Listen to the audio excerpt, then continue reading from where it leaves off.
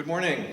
My name is Rupert Magnot from Burnout Game Ventures, where we incubate game ideas from 0 to sales in 6 months or less. The average takes 22 to 36 months, by the way. Who here plays games? Gamers? Oh yeah, great. Well, you could probably recognize these titles. These are multi-billion-dollar game titles. Now, when was the last time you heard of a movie doing $2 billion at the box office, right?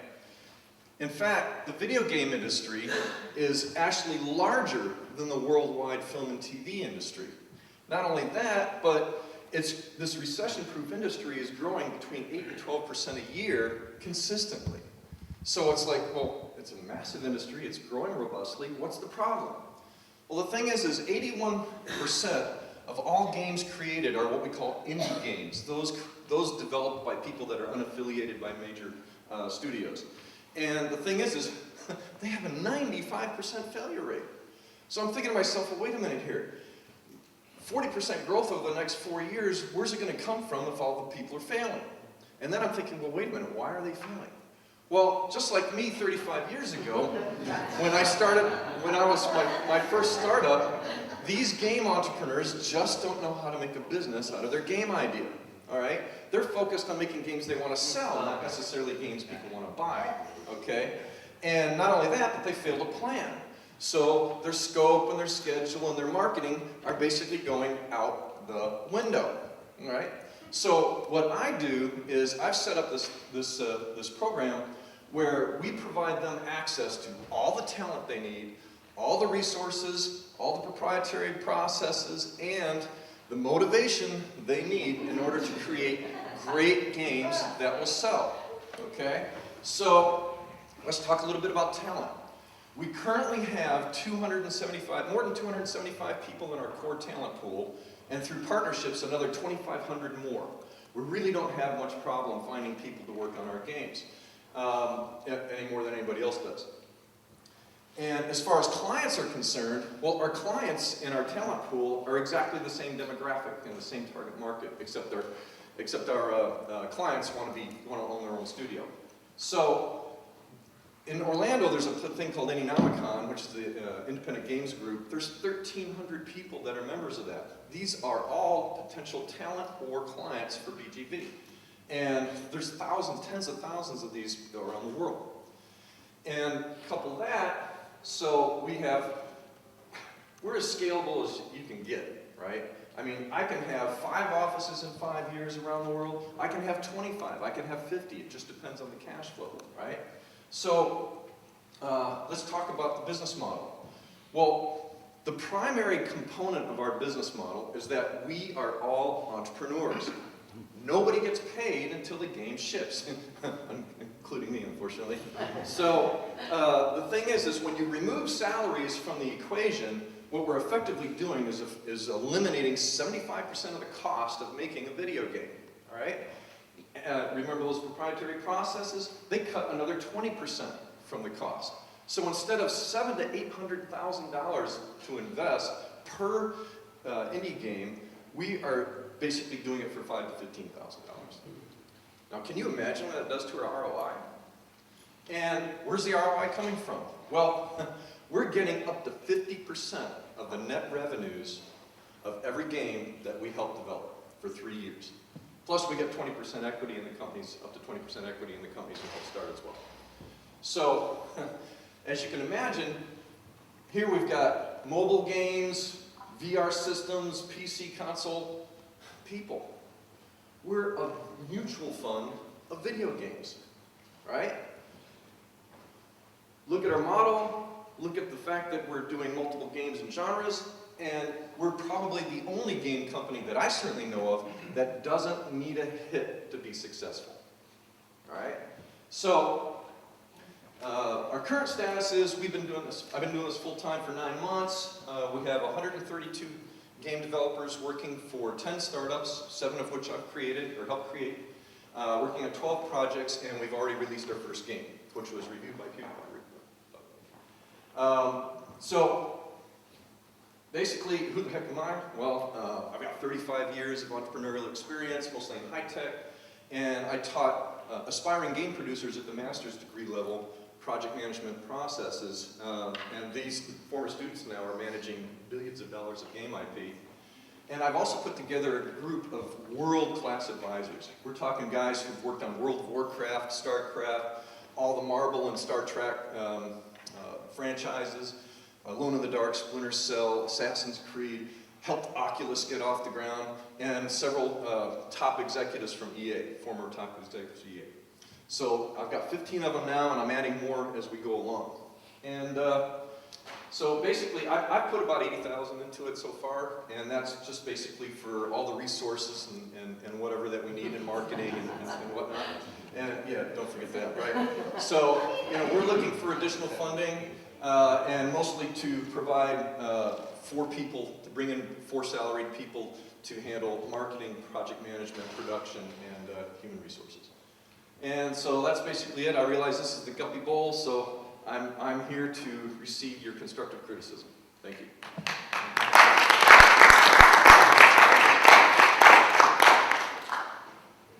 All right, we're opening up the floor for questions. Well, I don't know who's first, so I'll start. Tell us about your first launch of your first game and what that, what every launch looks like, Rupert. Whatever launch looks like. Okay. Let me go back here and show the status. The typical game, like for instance, we use Steam for our, which is the world's largest digital distribution network, and we basically launched our first game on that.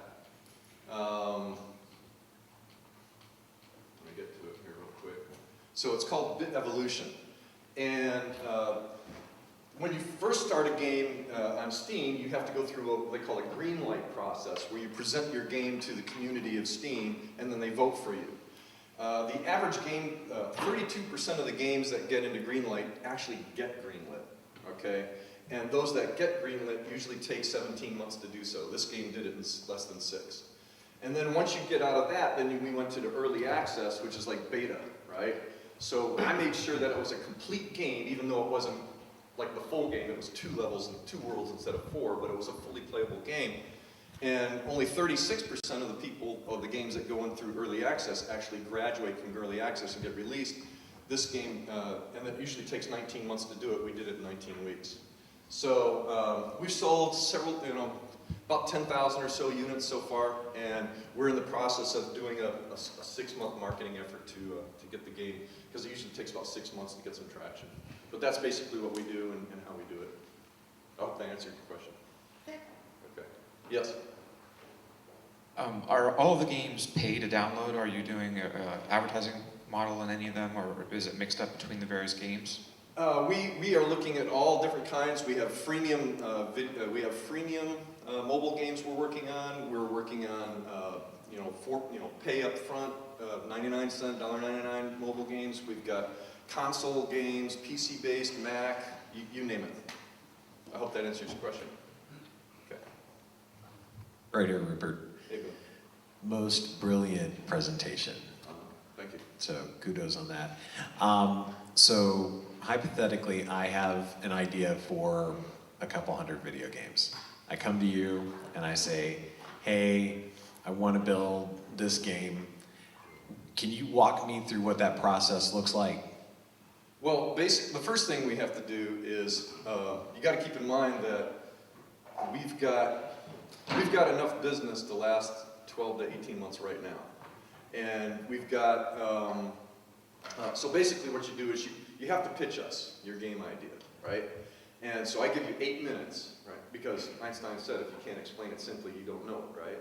So in 8 minutes, they've got to tell us exactly what their game is about, so we know enough about what the game is, who their target market is, what the budget is going to be, the bootstrap budget's going to be, as well as a path to profitability. And once they get that, I look at it. If I like it, then I give it to my team, my PMO, and they look at it. And if we approve it, then we bring them in, and then I let them loose on the talent pool. And so once they get the talent pool situated, they get their team situated, then they spend the first month going through my project management course. which people have threatened suicide many times and so forth, but basically it's a badass course. So at the end of that first month, they haven't started working on the game yet because they need to plan it first. So at the end of that first month, they've got their project charter with all their objectives and goals and everything all laid out, and stakeholders. They've got their game design document, their tech design document, their work breakdown structure, and their capacity plan, all mapped out in that first month, okay? And then the second month, while the team is starting to develop the game, I put the PMO, or the project management office of the team, through another 4 weeks of business development, finance and accounting, marketing and sales and PR and all these other areas of instruction. And then while the team is working on the game, and within 6 to 12 months, they've got a title. Does that answer your question? It did, and the follow-up on that is, if I simply wanted to bring you the idea and hand it off and take a cut, or commission it myself. I'm open to that. Okay. Sure. Oh, come on. There's got to be more questions than that. Around here, they use me to improv until people get ideas and things to think about. Nice. A thought hit me several years ago. Put together a funding group, and it was kind of like a mutual fund of projects that were 10M to 10B, which is kind of what you're doing. You've got a mutual fund here of games, right? It got to a point where, to qualify who we wanted to even bring in, we decided to establish a grading system that they took the test themselves and graded their own business plans. If they scored 70 or higher, we looked at it. I think you're going to get to a point where when people get wind of what you've got, so one question is, how are you getting to the gamers? When they get wind of what you got, you're going to have a real onslaught. You'll be busy just listening to 8-minute presentations, and you can be around the clock. Well, actually, what I do is I get about 2 or 3 a week. And what I do is I have a rubric, and it's on the website, so the people who are applying can download the rubric and our policies and procedures for applying to pitch. And then I grade them on that rubric, and they have to do at least 80% in order for me to even go further. And then we go with that process. Yeah. Are you familiar with Cheyenne? Rings a bell. Yeah, they do billions in the gaming industry. Okay, well, now I'm just curious, because are you looking, what is your exit strategy? Exit strategy is basically just a buyout. That's what I think, Cheyenne. Yeah, so, or, just basically, I'm looking at convertible debt, because a lot of people have come to me about convertible debt, and I'm like, sure, I'm fine with that. But it just depends, I'm open at this point, because I'm trying to, games, I mean, 10% a year growth doesn't even include education, okay? Can you imagine what will happen?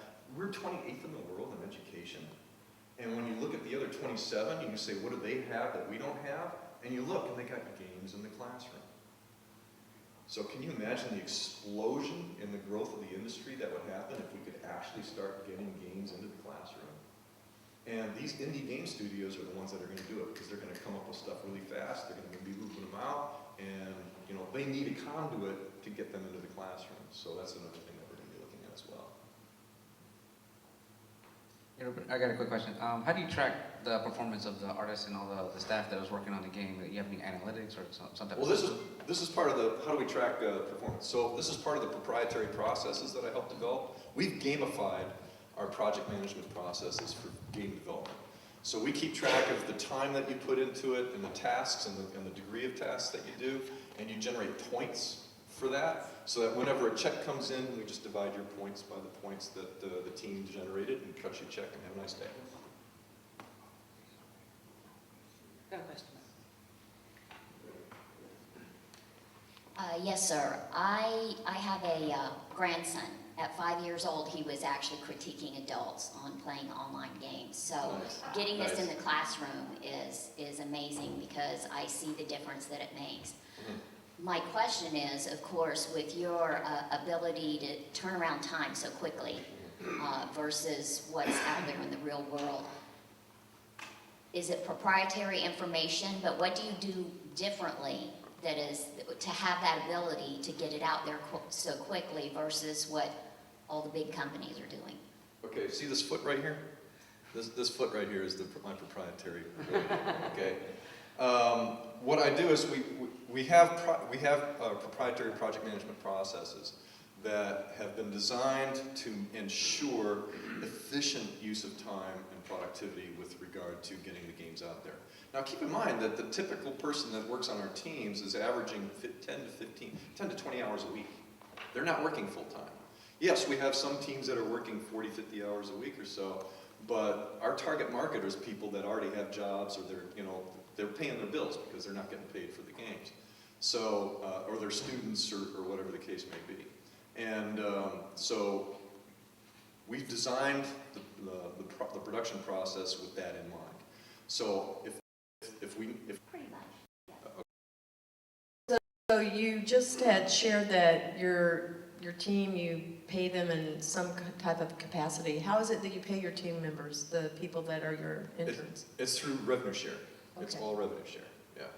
So whenever the game sells, then we get the check from Steam or Apple or Xbox or Microsoft or whatever, and then they cut BGV their share, and then they divide up amongst the team based on the points that the game's generated.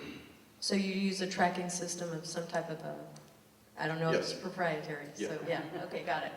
Yeah. Any more questions? I like questions. Any more questions? What does your internal course look like? My course? Yeah, that business course that you put them through. Well, the project management course is basically, I'm giving them homework, right? And it's 10 classes, and I cover all the areas of project management. So it's scope, schedule, cost, quality, human resources, communications, integration, procurement, risk management, and all that. And so, like I said, by the end of the month, they've got all the planning documentation they need. And let's face it, a plan isn't complete until the project's complete. But at least it's like waterfall. We have like 90-95% of the game is planned at that point in time. So then I usually set aside 20% of the schedule to do all the planning up front, and then the rest of the time we're at much higher efficiency because of that. Does that answer your question? Okay. I was curious what type of contract you have with your programmers as far as getting involved on a project, and what's the fall-off rate? Like, I can imagine that there would be some programmers that would start and never finish the job. So how do you manage the people that are working on each game? Everybody comes in and works directly for our client company, not for us. And they sign a work for hire agreement stipulating that they're working for the revenue share portion of it. And we ask them to put at least 10 hours a week in, though, like I said, most people do 15 to 20. And our fall-off rate, well, we actually experimented with paying people. And of the people that we paid, 78% of them or 76% of them were gone within 3 months. On the other hand, of the 167 other people that we haven't paid so far that are strictly revenue share, 78% of them are still with us. And that's been going on, and the average person's been with us for about 10 months. So don't tell me anything about, hey, they gotta be paid. No, these are entrepreneurs. These are people that are driven, they're passionate, and they really want to make their businesses work. So we have a question from our YouTube chat function. Awesome. So the live stream works, great. Would you be willing to engage a client from a different location, for example, different city, different state, country?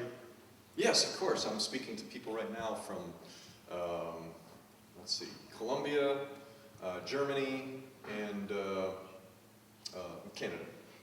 So yeah, I'll talk to anybody.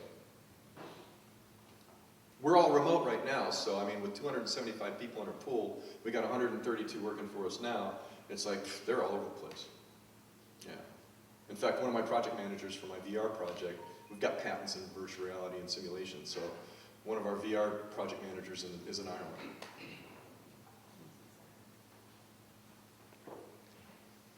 Okay, so it looks like that's all of our questions, and in the spirit of 1 million cups, we always ask this as a standard question, is what can we do for you right now? Well, what you can do for us right now is, first of all, you can support our game. Go to Steam, look up Bit Evolution, and that game is like $8.99, $9.99, depending on if there's a sale going on right now. Send us talent. If you know an artist, you know especially programmers. Programmers are in really short supply everywhere. Introduce us to potential investors. Okay, thank you very much. So, make sure that you know what his handle is, so that his Twitter handle, and go ahead and tell us again, Rupert, what is your Twitter handle, so everybody knows what to look for? The Twitter handle is @BurnGameVen. Great, it's up there on the screen, just so you know who to look for.